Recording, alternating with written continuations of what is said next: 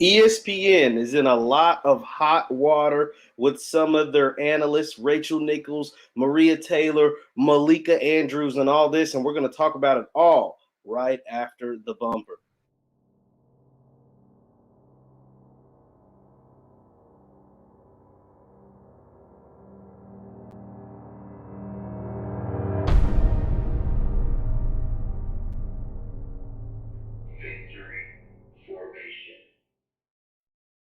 What's happening, everybody? Jeff Lightsey Jr. here with the Black Boss Channel and Victory Formation. Be sure to hit the thumbs up button, like, share, subscribe, and the notification bell because we upload every single day. Now, leave your thoughts in the chat if you know anything. First of all, put your B1s, hashtag B1s in the chat, hashtag B1s in the chat, and let me know what city that you are coming from, and let us know that you tapped in with us at the Black Boss Channel right now.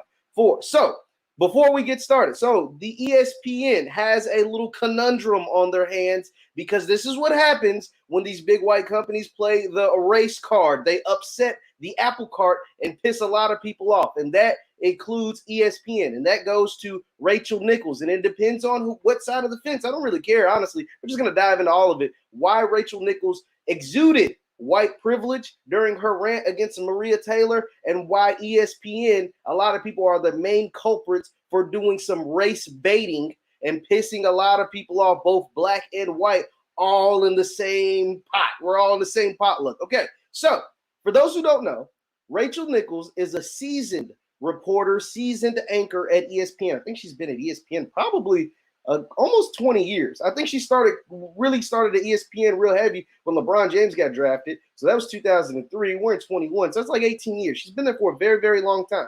And so Rachel Nichols has been a seasoned veteran at ESPN. And so last season during the bubble, when the NBA came back from the bubble, Rachel Nichols, who has been the host of like NBA finals coverage for ESPN for a few years, they asked her, they said, hey, Rachel, how about you move from the booth covering the finals, and we're going to move you to be a sideline reporter. You're going to take Doris Burke's job.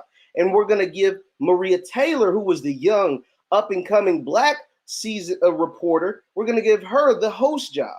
And Rachel was pissed off because she felt that ESPN only moved her to the sideline and Maria into the booth because it was the right thing to do. Think about it. This happened during last July. So right after the George Floyd riots, we're in the middle of the global pandemic. We got Black Lives Matter on the NBA courts. We have Amazon, Hulu, Google, whoever doing all their versions of like Black Lives Matter, making all their signs and campaigns and doing all this stuff. And so ESPN's trying to get in on the action. And so they say, okay, how about we take our most talented black reporter and put her as the face of the NBA Finals, as the lead host of the NBA Finals. And Rachel peeped game. Like, I ain't gonna lie, Rachel peeped game. And that pissed her off. And so she voiced her expression, she voiced her frustration, she voiced the fact that her job was being changed, all because ESPN wanted to use a black face, right? Like ESPN wanted to use a black person, Maria Taylor, who was a very talented at her job, by the way. It's not like it's just it's given and not earned. Like she's actually really, really good. But Rachel let her white privilege seep through. Now, in a conversation between Rachel and an associate of LeBron James, he's actually an associate of LeBron James, who also happens to be white.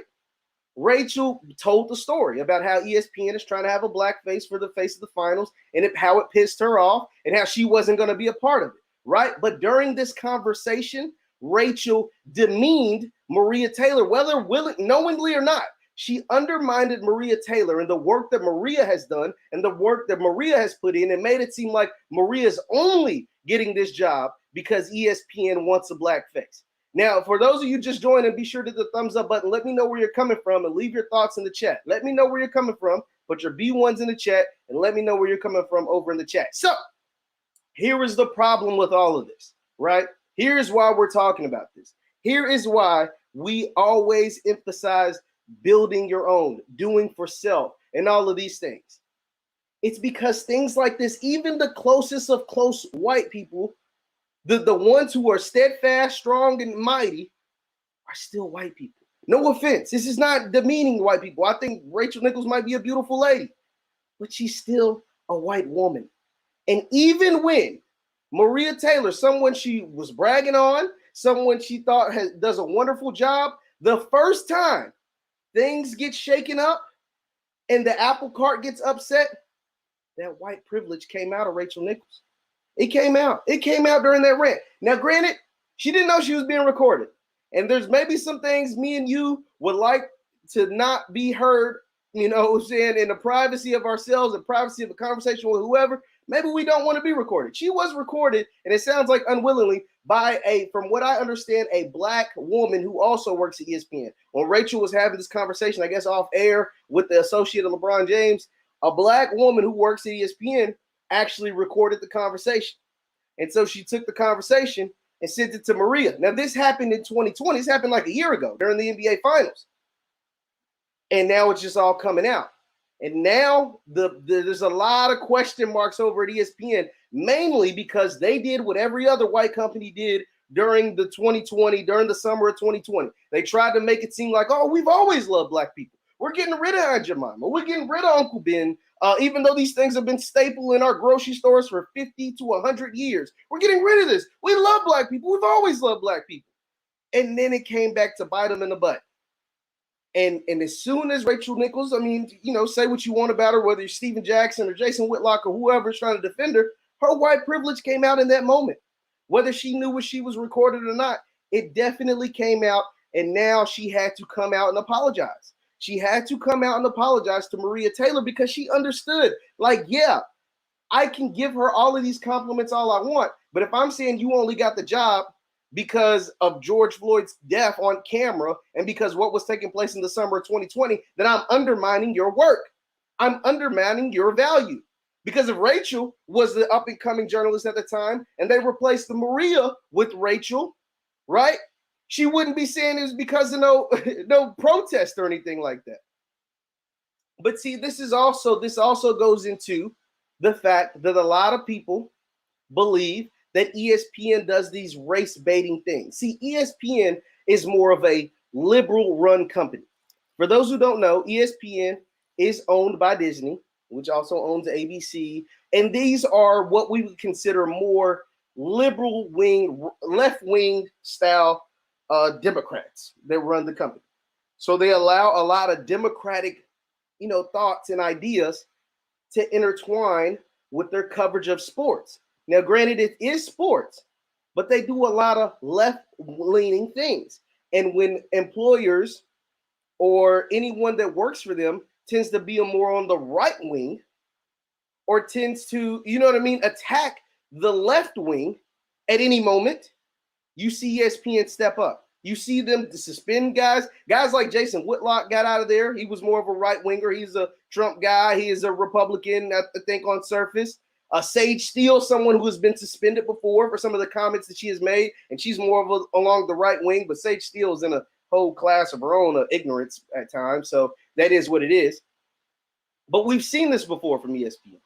And so being a more of a left wing or liberal based organization or TV show or whatever, then you tend to do a lot of what the liberals do in politics. And what do a lot of the liberals do in politics? They get a black face to represent them, although the puppet master is the big white dude in the back. Yeah, it might be a black person out there telling you what to do or telling you what to say, a Mark Lamont Hill, a Don Lemon, or whatever, but it's a white man that's running the company at the end of the day. It's a white man that has the last say. It's a white man that gets to, that signs the checks, right? So that is what happens at ESPN. And so in this case, Rachel peeped game. I'm not going to act like she didn't. She peeped game. She realized that, yes, they are a left-wing company. And so while the George Floyd protests were taking place all across the country, while buildings were being burned, while people were marching on the streets, while the NBA was coming back and putting Black Lives Matter and allowing players to take a knee during the anthem and putting these messages on the back of their jersey and all of this stuff, all of this symbolic, all of these symbolic gestures, no cash were exchanging hands and no real legislation was being passed and no real action was taking place, but there was a lot of symbolism. ESPN saw it as an opportunity to also engage in their own form of symbolism. And that was placing Maria Taylor, their biggest, brightest, young, up-and-coming woman, black woman reporter, the biggest, baddest, best black woman reporter, put her at the face of their number one entity, especially at that time. The number one entity, because remember, sports stopped. We got to put things into context, guys. Be sure to hit the thumbs up button. Thumbs up, thumbs up, thumbs up. Sports were gone for 4 months. From March of 2020 to July of 2020, there were 0 sports games. 0, nada, nilch, none. And so the first sporting event to come back to television was the NBA playoffs. Was the NBA, rather. Let me just say the NBA. And the biggest, baddest event in the NBA is what? The NBA playoffs and the NBA finals. And so ESPN decided to swap Rachel out for Maria Taylor because they wanted to do what? Have a form of symbolism. They wanted symbolism, guys. They wanted to show that, hey, we're ESPN and we love black people too. Except when you get too black. But as long as you're black enough on certain issues, we can go. And so Maria Taylor is black. She's a woman. Hell, throw her in the playoff coverage. Rachel, you'll move you to the sideline. And Rachel didn't want to be a part of it. And Rachel let her white privilege show when she went on a rant. Although she was recorded. I will give her the benefit of the doubt. She was recorded and she didn't know she was being recorded. But she definitely let her white privilege show. She definitely let her white privilege show. And so I'm saying this to say that, to say what? Like, Jeff, what are you getting at? So yeah, why this is important.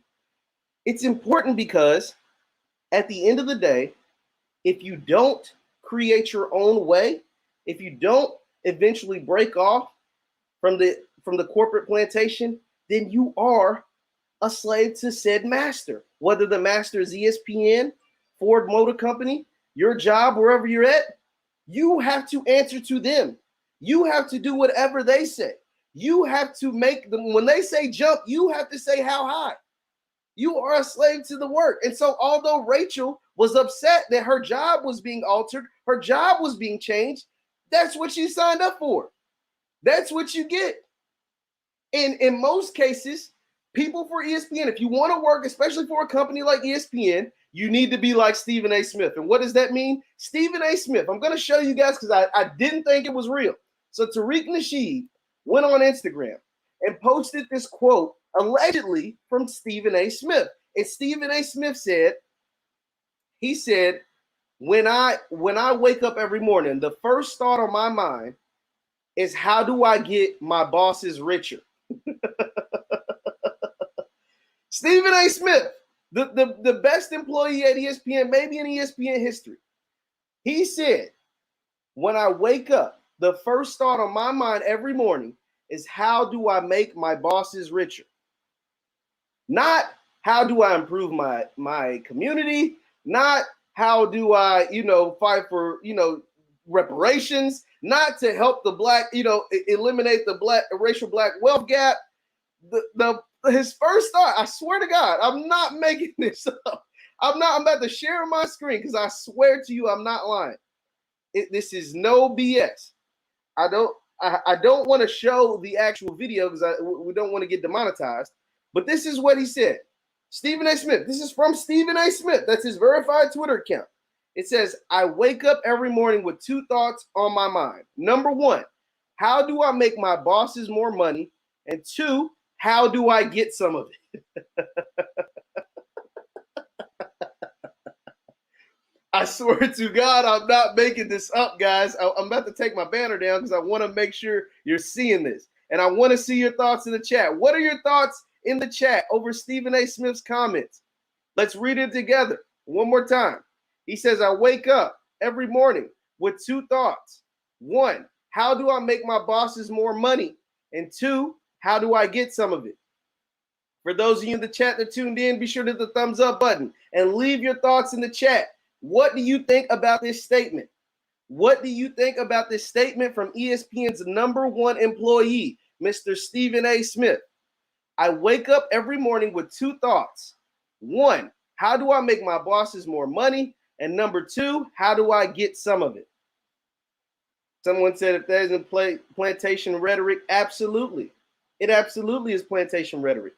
Because think about this. I'm just about to throw some basic numbers out here, and we're talking about Stephen A. Smith. We're talking about, Rachel Nichols, Maria Taylor, all of it, but it all pertains to you. Be sure to hit the thumbs up button.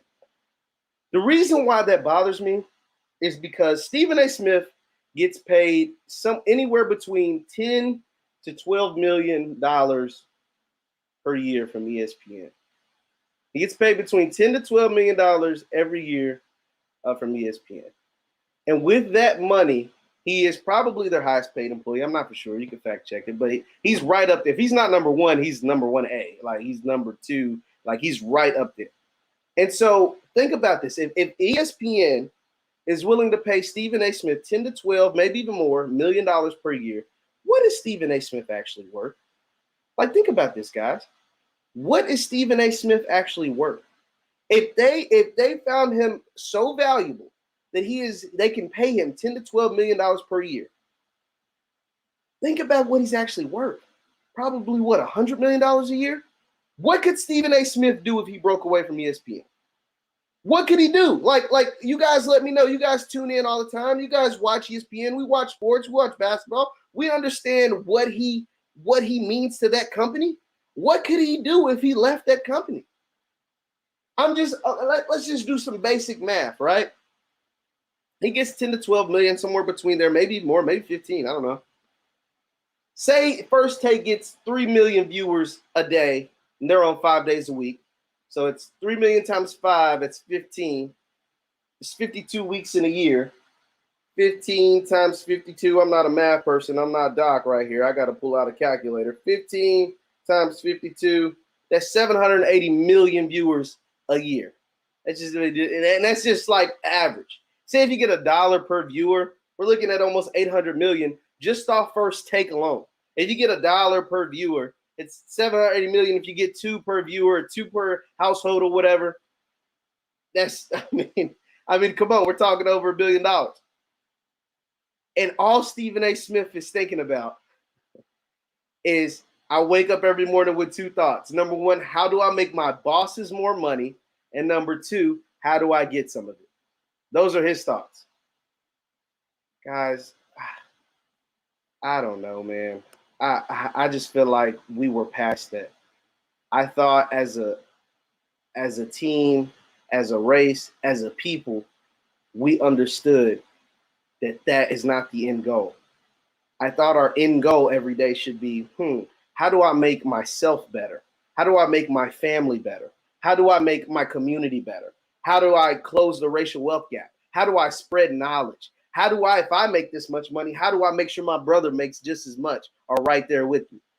How am I able to employ a number of Black people, get them jobs or put money in their pockets? Because everybody doesn't want to be a boss, right? Like, I get it. Everybody doesn't want to be a boss. So some people are cool with working a job, and that's fine. But the end goal needs to be to put your family and put your family and friends and the people around you in a better position than they were. That should be the end goal, not to go up and say, hey, boss, how's it going? How do I make you more money, boss? I mean, come on, especially when your boss is the white liberal media. I mean, you can say, oh, it's better than the conservative media, white conservative media, but they're one and the same. They're actually one and the same. And a lot of views, a lot of you grew up with more conservative views. So, we got away from the point. We were talking about Rachel Nichols and Maria Taylor and ESPN and the race baiting, some of the race baiting that's taking place over in ESPN. And it has been taking place for a long time. Be sure to hit the thumbs up button, guys. Thumbs up, like, share, subscribe. And the race baiting and some of the liberal politics that have taken place at ESPN is why a lot of their best people have left. Like, if you think about some of the best employees that ESPN has had over the 20 years, I've been alive 25 years, that they've had, whether it's Chris Broussard or Rob Parker or even a guy like Skip Bayless, all these guys have left. And they actually all went to Fox. Colin Cowherd, they all went to Fox. Why? Because they felt like ESPN was playing politics too much. They were too busy trying to be friends with all the politicians. But when you own a news company and when you're also in bed with the liberal media, that's what takes place. all the things get convoluted. And it's the same thing that happened in this Rachel Nichols, Maria Taylor thing. And so now the end all be all, what ended up happening to Rachel Nichols is, I almost forgot to tell you guys, what ended up happening to Rachel Nichols was she was going to be once again the sideline reporter for the NBA Finals this year. Then all the audio leaked out about her being upset with the race baiting essentially taking place at ESPN. And so now they have removed her from the sidelines and promoted another black woman by the name of Malika Andrews. And so what this does is, it's a couple of things that this does, right? Malika, and once again, Malika is well-deserved of the job. Malika is good. Like, Malika's like the same age as me, and she is like 10,000 times better than what I do. Like, Malika is a beast. Like, she is really, really freaking good. But what you run into though, and this is what I mean by the whole race baiting thing, is that in some people's mind, I'm not going to say all, but some people's mind, you're only promoting the black women because of the backlash that you're getting. You're not promoting the black women because they're actually talented. And see, these are the concepts and these are the problems that you will run into when you've had a history of race baiting. When you had a history of trying to put opposite views against each other. When you have a history of removing people who are free thinkers. Removing people who don't think like Stephen A. Smith. How do I get my bosses richer? If you don't think like Stephen A. Smith and you work for ESPN, you're probably not going to last last very long. If you don't keep your head on the straight and narrow, you're not going to last too long at ESPN. Let's just be honest. If you don't have that mindset, the two things I wake up, how do I get my bosses more money and how do I get some of it? I mean, like, that man said,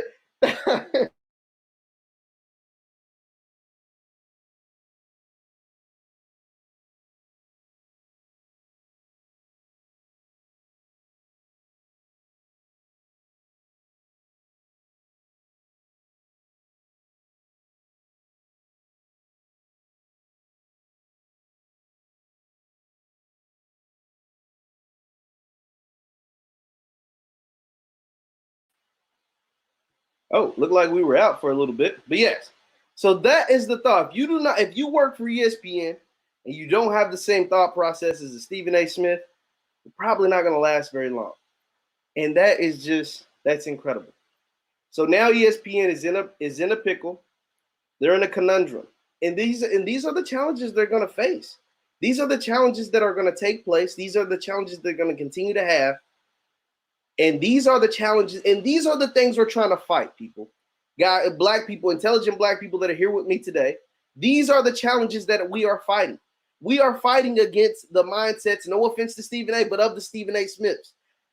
We ain't trying to get our bosses more money. We're trying to be some bosses. And we're trying to get our family more money. We're trying to close the racial wealth gap. We're trying to make our people be more intelligent. That's what we're trying to do. We're not waking up thinking, how do I make my bosses more money? No, that's the slave mentality. That is a corporate plantation slave mentality, and we're leaving that shit in the past.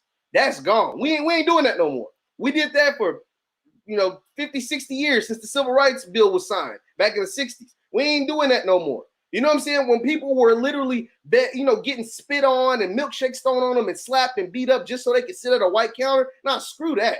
We're getting away from that shit.